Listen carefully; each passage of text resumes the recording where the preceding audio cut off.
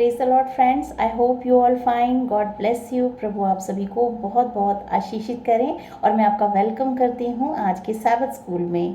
और इसका शीर्षक बहुत ही खूबसूरत है, प्रेम रास्ता ढूंढ लेता है। थोड़ा सा मैं इसके बारे में बताना चाहूँगी कि अगर आप किसी से प्यार करते हैं तो आप उसका इजहार आप ज़रूर करते हैं, है ना। तो ऐसा हो ही नहीं सकता कि आप किसी से प्यार करते हैं और इजहार ना करें।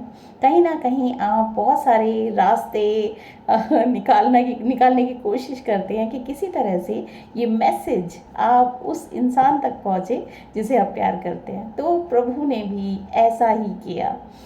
पिता परमेश्वर जिसने सब कुछ बनाया, बड़े प्रेम पूर्वक बनाया, और उन्होंने अपने प्यार को जो है, प्यार का जो मैसेज है वो दिया प्रभु यीशु मसीह के द्वारा इस संसार में। वो खुद एक इंसान बन के आया और बताया, मेरे बच्चों मैंने तुम्हें बनाया है और मैं तुमसे प्यार करता हूँ, तुम सुनो मेरी। तो बहुत ही खूबसूरत चीज़ है ये प्रेम। अगर आप किसी से प्रेम करेंगे तो आप उसको जो है कभी करना कभी ये बता ही देंगे कि आप एक हो जो उससे प्यार करते हो। तो परमेश्वर समस्त मानव जाति से प्यार करता है। वो प्यार करता है हर एक उस इंसान से जो इस धरती पे रहता है, और इसीलिए प्रभु यीशु मसीह के द्वारा उसने जो है अपने आप को प्रकट किया है। तो आज का जो मैसेज है, जो सैबथ स्कूल है, वो इसी पर है कि प्रेम जो है रास्ता ढूंढ लेता है। तो आइए हम पढ़ते हैं।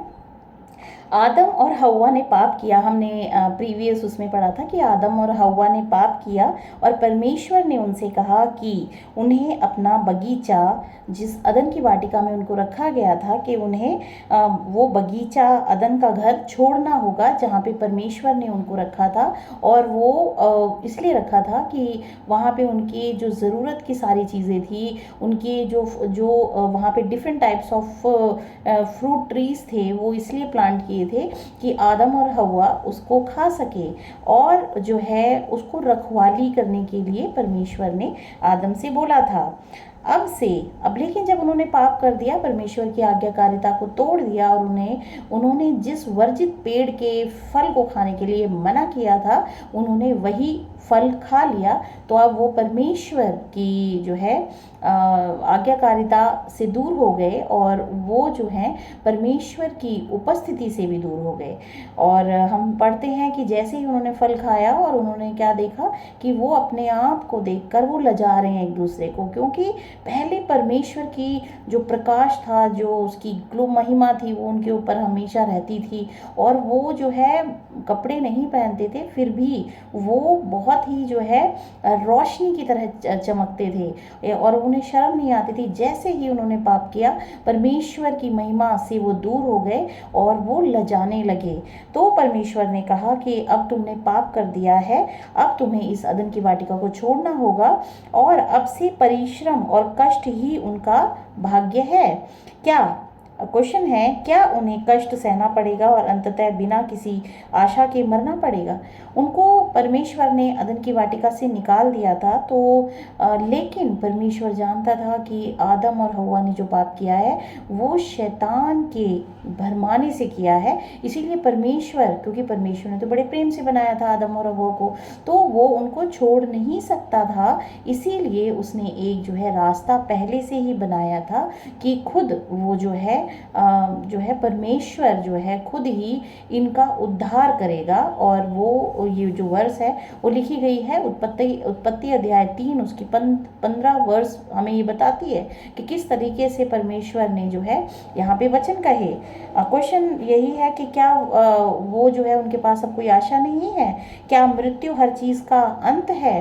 तो इसमें हम देखते हैं कि परमेश्वर ने आदम को और हव्वा को कभी भी मरने के लिए नहीं बनाया था।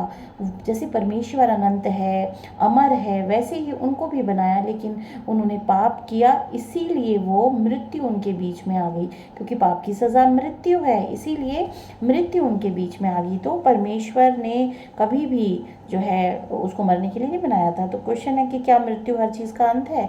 जी नहीं, जीवन, इटर्नल लाइफ जो परमेश्वर देते हैं, और उन्होंने जो है हमेशा ही जो है जो भी चीज़ें बनाई हैं वो इटर्नल बनाई हैं। वो खुद एक इटर्नल एवरलास्टिंग जो है परमेश्वर है, हमेशा हमेशा बना रहेगा। आदि और अंत परमेश्वर है, कभी ख़त्म नहीं हो सकता है, इटर्नल। तो इटर्नल लाइफ भी परमेश्वर मनुष्य को देना चाहते हैं।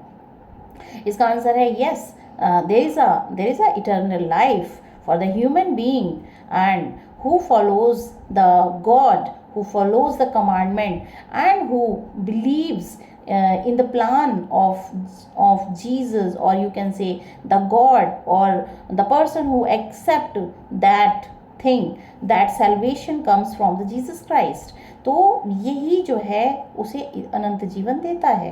तो जी नहीं, मृत्यु एक अंत नहीं है, अमर जीवन, अनंत जीवन जो है परमेश्वर ने जो है मनुष्य के लिए रखा है। वही जो है परमेश्वर के द्वारा दिया गया वरदान है मनुष्य को।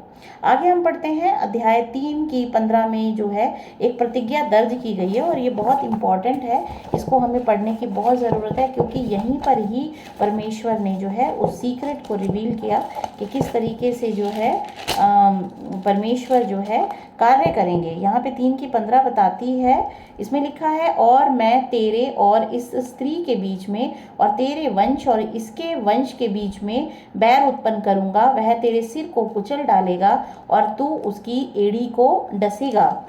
इसी बिंदु पर परमेश्वर ने ये सब जो है ये प्रतिज्ञा दी, और जो स्त्री का जो बीज है वो प्रभु यीशु मसीह, इसीलिए प्रभु यीशु मसीह को एक स्त्री के गर्भ से जन्म लेना पड़ा।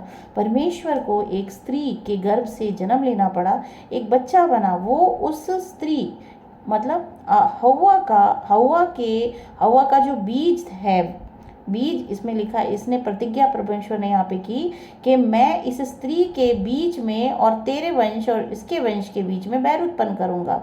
तो स्त्री का जो वंश है वो प्रभु यीशु मसीह के द्वारा इस संसार में आए, और उसने क्रूस पर जो है शैतान के सर को कुचल दिया, क्योंकि शैतान ने आदम और हव्वा को पापी बनाया, लेकिन क्रूस पर जाकर प्रभु यीशु मसीह ने शैतान की इस योजना को विफल कर दिया। अब जो भी व्यक्ति प्रभु यीशु मसीह पे विश्वास करके सच्चा पश्चाताप करके उसके पास आते हैं, तो वो अब पापी नहीं है, बल्कि परमेश्वर की धार्मिकता उसको प्राप्त हो जाती है। तो इसको मैं एक्सप्लेन करती हूँ। इसमें लिखा, जो प्रतिज्ञा इसमें मैंने पढ़ी उत्पत्ति अध्याय 3 की 15 में, इसमें जो है बताया गया है कि उसने